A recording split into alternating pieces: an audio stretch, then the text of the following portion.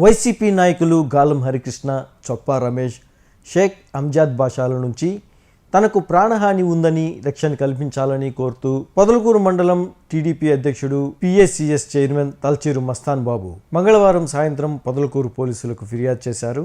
అనంతరం ఆయన మీడియాతో మాట్లాడుతూ 2029లో వైసీపీ అధికారంలోకి వచ్చిన వెంటనే నన్ను హింసించి ఎల్ఈడి స్క్రీన్లో చూపిస్తామంటూ మీడియా సమావేశం పెట్టి బెదిరించిన గాలం హరికృష్ణ, చొప్పా రమేష్, షేక్ అంజాద్ బాషాలతో పాటు ఆ సమావేశంలో పాల్గొన్న వైసీపీ కార్యకర్తల నుంచి తనకు తన కుటుంబానికి ప్రాణహాని ఉందని ఆ ఫిర్యాదులో పేర్కొన్నారు. ఈ సందర్భంగా పోలీసులను ఆయన రక్షణ కోరారు.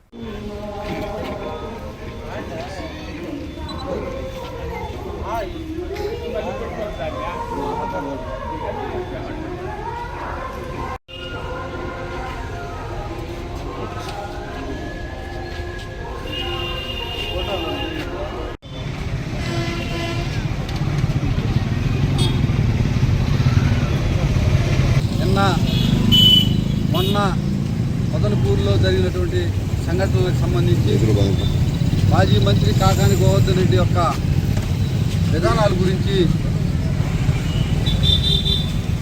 కరెంట్ సర్వీసుల విషయంలో ఏం జరిగిందో ఒక వివరణ ఇచ్చాను నేను. దానికి ప్రతిఫలంగా కాకాని గోవర్ధన్ రెడ్డి పెంపుడు జంతువులు కొన్ని నిన్న మురిగటం మీరందరికీ తెలిసిందే. ఆయన వేసినటువంటి బిస్కెట్లకి కక్కుర్తిపడి మీ ఇష్టానుసారం మీరు మాట్లాడుతూ ఉన్నారు. ఎప్పుడో 2029లో వీళ్ళ నాయకుడు వస్తే మమ్మల్ని అందరినీ పొదలకూరులో తిరగనివ్వరంట, ఎక్కడో కుట్టి ఎల్ఈడి స్క్రీన్లో చూపిస్తారంట. అరే నీ చెప్పినటువంటి ఆ స్క్రిప్ట్ ఇచ్చినటువంటి నాయకుడికి బుద్ధి లేదు, ఆ మాట్లాడిన మీకు తల్లేదని నేను అంటుండా. 2 ఏళ్ళు గడిచింది, ఇంకా 3 ఏళ్ళు మేము అధికారంలో ఉన్నాము, మేము ఆ మాట మాట్లాడితే మీరు ఎక్కడ ఉంటారా నాయన అని అడుగుతుండా. తల తిక్క మాటలు మాట్లాడి, సంస్కారం లేని మాటలు మాట్లాడి సంస్కారహీనులుగా తయారు కాబోకండి అని చెప్తున్నాను. ఈరోజు నిన్న మాట్లాడినటువంటి వ్యక్తులందరి గురించి కూడా నేను చెప్తున్నాను. నన్ను 29లో మ్యాజిక్ ఫిగర్ దాటితే ఏదేదో చేస్తారంటున్నారు. అరే బచ్చల్లరా, 2019లో నేను మండల పార్టీ అధ్యక్షుడిగా పనిచేశా. మీ నాయకుడు వ్యవసాయ శాఖ మంత్రిగా ఉన్నప్పుడు నేను పోరాటం చేశా. మీ అవినీతి, రెవెన్యూలో అక్రమాలు ఇలాంటివన్నీ నిలబడి పోరాడారు స్వామి, మరిచిపోయినట్టున్నావు.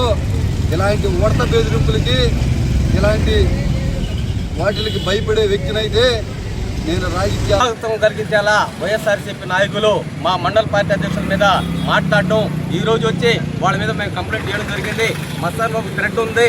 వాళ్ళు గతంలో కూడా మస్తాన్ బాబు మీద ఇటువంటి మాటలు, ఒక కేసు కూడా ఆ రమేష్ మీద నడుస్తుంది అని తెలియజేసుకుంటూ, ఇక్కడ ఒక మైనార్టీ నాయకుడు చెలరేగిపోతున్నాడు. ఆయన అక్కడ ప్రోటోకాల్ ప్రకారం ఎంపీటీసీలు, మార్కెట్ కమిటీ అధ్యక్షులు, పిఎస్సిఎస్ అధ్యక్షులు ఉంటే ఈయన చిన్న పుట్ట నాయకుడు ఈయన మాట్లాడటం. ఏమే అంజాద్ బాషా, నువ్వు ఎమ్మెల్యేని విమర్శించే స్థాయి నీకుందా? నువ్వు ఒక వార్డు సభ్యుడివి, నువ్వు హోదా మధ్య మాట్లాడితే బాగుండదు. మంచం ఉన్న కాడికి కాళ్ళు సర్దుకో, కాళ్ళు పొడుగంటే ఎవరు ఊరుకోరు. ఇక్కడ నీ స్థాయి మధ్య మాట్లాడితే తగిన బుద్ధి చెప్తాం. నువ్వు హద్దుల్లో ఉండాలని తెలియజేసుకుంటున్నాను. అలాగే ఈ యొక్క రమేష్ వాళ్ళు జరిగిన సంగతి, ఎలక్ట్రికల్ ఏఈ గారి మీదకి వెళ్ళడం, తాగి అక్కడికి వెళ్ళి వాళ్ళు వేరే విధంగా ప్రవర్తిస్తుంటే ఎస్ఐ గారికి వాళ్ళు మెసేజ్ ద్వారా పెడితే ఎస్ఐ గారు వెళ్ళి కేసు ఎఫ్ఐఆర్ చేసేదానికి ప్రయత్నం చేశారు. అయ్యా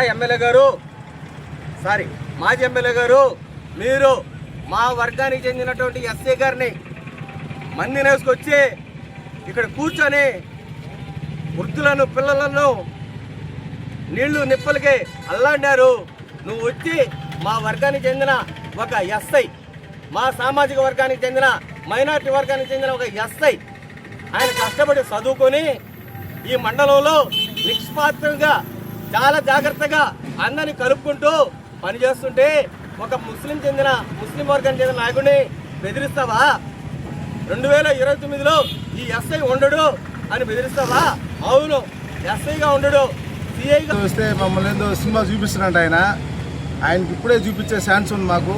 ఎందుకంటే మేము ఈరోజు అనుకోని ఉంటే ఆయన ఏం చేయాలంటే చేయగలం. ఎందుకంటే మాకు మా నాయకుడు చెప్పిన విధానాలు బట్టి మేము నడుచుకుంటున్నాము. ఎందుకంటే ఆయన 2019లో మా మీద 307 కట్టాడు, ఎస్సీ ఎస్టీల మీద కూడా.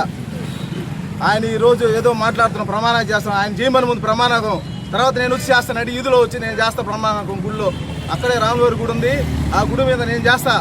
ఆయన చేసే పని రమ్మను. ఆయన ఉండే అనుచరులందరూ కూడా ఒళ్ళు దగ్గర పెట్టుకొని మాట్లాడమని ఏదైనా ఉంటే. ఆయన ఏదో సినిమా చూపిస్తారంట. ఆయన ఇప్పుడు ఆయన వచ్చిన తర్వాత చూపిస్తాడు. ఇప్పుడు మేము చూపించేదాన్ని కూడా